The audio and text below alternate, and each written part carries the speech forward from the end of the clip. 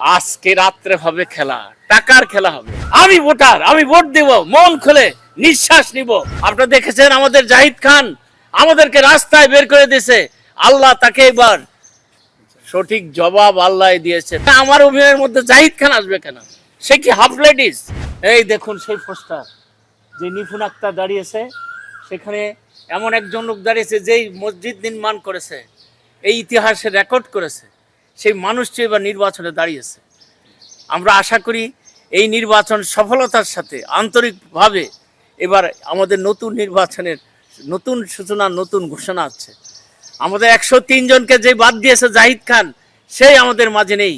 আমাদের এখন আছে ভালোবাসা, আন্তরিকতা। আমরা নির্বাচনমুখী, নির্বাচন আগামীকাল ভোট দিয়ে জগযুক্ত করে আমাদের মনোনীত প্রার্থীকে আমরা নির্বাচিত করব ইনশাল্লাহ। আপনারা অনেক দোয়া করেছেন, আমাদের সেই দোয়া কাজে লাগতেছে। আমরা অনেক পথে পথে ঘুরেছি, 4টি বছর দিশাহারা ছিল না, কিন্তু এবার আমরা ভোটার অধিকার ফেরত পেয়েছি। আমরা ভোট দিতে যাচ্ছি আপনাদের ভালোবাসা নিয়ে। ভাইয়েরা আমার, জীবনে যে ভুল করেছে সে ভুলের মাসুল দিতে হবে। আপনারা দেখেছেন আমাদের জাহিদ খান আমাদেরকে রাস্তায় বের করে দিয়েছে।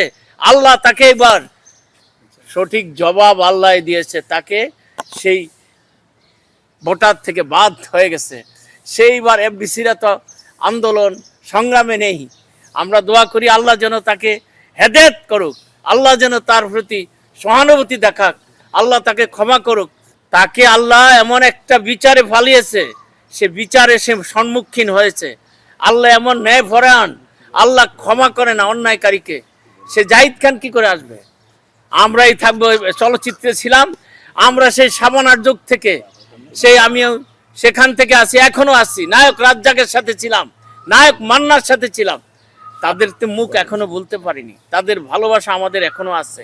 আমার যে 22 জন লোক মারা গেছে, তারাকে ক্ষমা করছে, তার পরিবার ক্ষমা করছে। আমি কেন ক্ষমা করব? আমি কোনোদিন তাকে ক্ষমার চোখে দেখতে চাই না। আমি চাই তার শাস্তি হোক, তার বিচার হোক। সে যে অন্যায় করছে, আল্লাহ তাকে সেই অন্যায়ের যেন আল্লাহ তার সেই সুযোগ দেয়। আল্লাহ ক্ষমা করলে আমি ক্ষমা করার কেউ নাই। আমি তো আল্লাহর বান্দা, রাসূলের উম্মত। সে তো আপনার সিনেমায় নায়ক হইতে চায়, তা আপনি তাকে আহারে, আমার সিনেমাতে একটা বানিয়েছে, আমরাও মানুষ, হিজড়া সম্প্রদায় নিয়ে, ওটা নিয়ে আমি লড়াছড়ায় আছি। ছবিটা কিছুদিন পরে রিলিজ করব, আশা করি রিলিজ হয়ে যাবে, জনগণ দেখবে আমি অভিনয় করেছি। সেখানে আমার অভিনয়ের মধ্যে জাহিদ খান আসবে কেন? সে কি হাফ লেডিস? আমরা ছবি বানিয়েছি হাফ লেডিস, আমরাও মানুষ।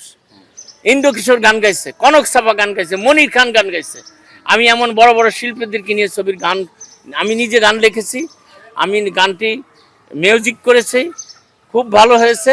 আশা করি সেই সিনেমাটা খুব ভালো যাবে। আমরা মুক্ত স্বাধীনভাবে এখন আসি, ভালোভাবে নিঃশ্বাস নিচ্ছি।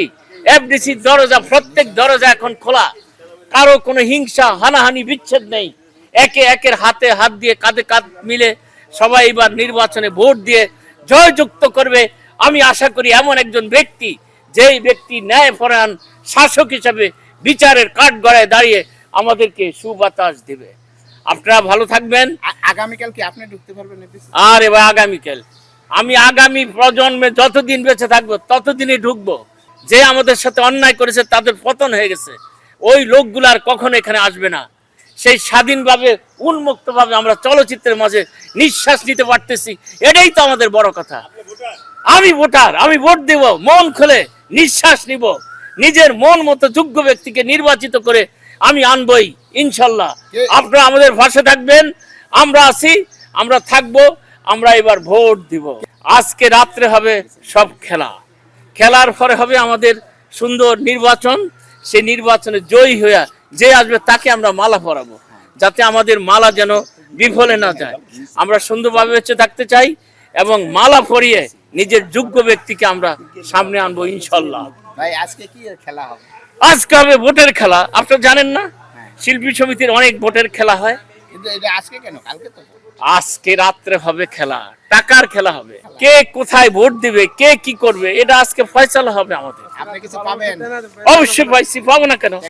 সংবাদ, ফিচার ও অনুষ্ঠানের জন্য ভিজিট করুন সংবাদ প্রকাশের ওয়েবসাইট এবং যুক্ত থাকুন ফেসবুক পেজ ও ইউটিউব চ্যানেলের সঙ্গে।